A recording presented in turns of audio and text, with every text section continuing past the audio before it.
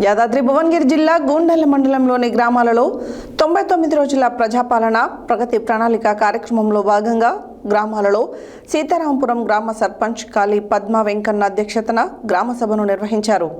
మరిపడిగ గ్రామంలో సర్పంచ్ గూడెపు కుమార్ అధ్యక్షతన ఈ గ్రామ సభను తెలంగాణ ప్రభుత్వ ఆదేశాల మేరకు ప్రభుత్వం నుండి అందించిన పథకాలను ప్రజలకు అధికారులు చదివి వినిపించారు.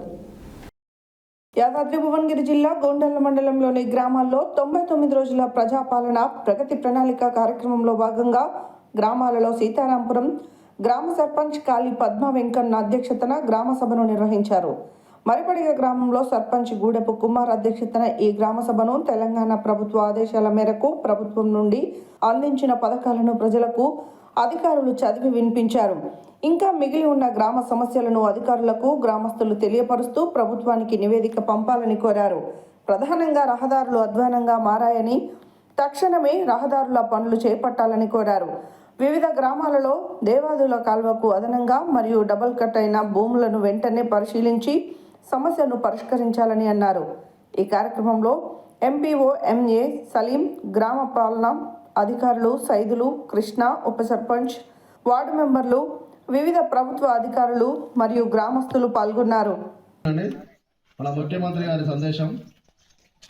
మిత్రులారా, ప్రజాప్రభుత్వం బాధ్యతలు స్వీకరించి 2 సంవత్సరాల 3 నెలలు పూర్తయింది. ఆర్థిక సవాళ్లను అధిగమిస్తూ గత పాలకుల తప్పిదాలను సరిచేస్తూ సంక్షేమం, అభివృద్ధి విషయంలో రాజీ పడకుండా మన ప్రభుత్వం పనిచేస్తుంది.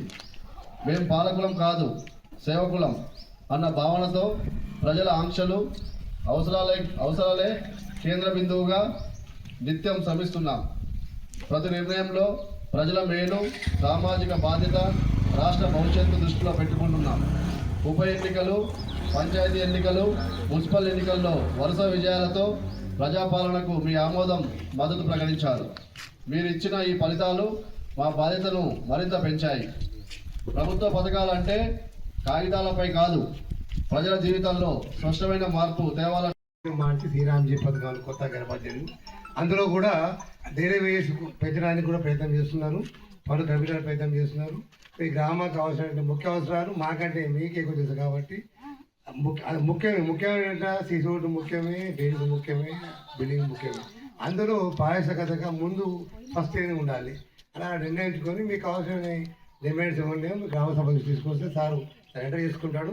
కొన్ని పంచాయత్ సెక్రటరీ వారు కూడా దాన్ని మేము ఫీడప్ చేసుకొని జిల్లా స్థాయికి పంపిస్తాం. అక్కడి నుంచి వాళ్ళు ఇదే రోజు సాయంత్రం రాష్ట్రానికి కూడా సమాధానం చేరుతుంది. మన యాదవ్ డిస్ట్రిక్ట్ చేంజ్ అయ్యే వరకు మనం డబుల్ కట్ అయినాయి.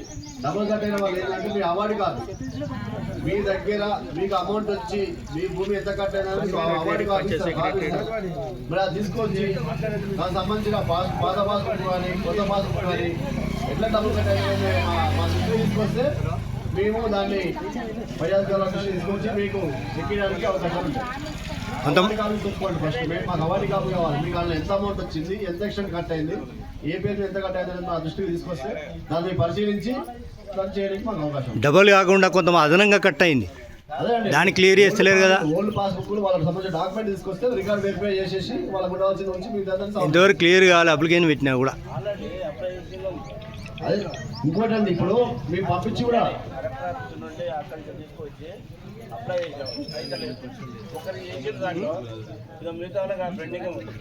ఇంకోటి ఏంటంటే పోయినా మనం చాలా అధిగమిస్తూ గత పాలకులు తప్పిదాలను సరిచేస్తూ సంక్షేమం, అభివృద్ధి విషయంలో రాజీ పడకుండా మన ప్రభుత్వం పనిచేస్తుంది.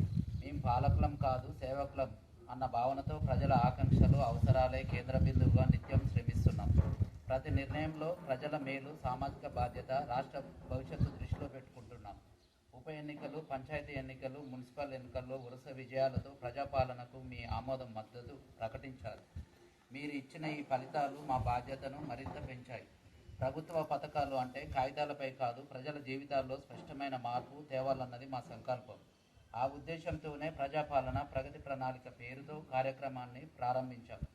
మార్చి 6 నుండి 99 రోజుల పాటు గ్రామస్థాయి నుండి రాష్ట్ర స్థాయి వరకు అన్ని శాఖల సమన్వయంతో ఈ కార్యక్రమం ఒక ఉద్యమంలా సాగాలి.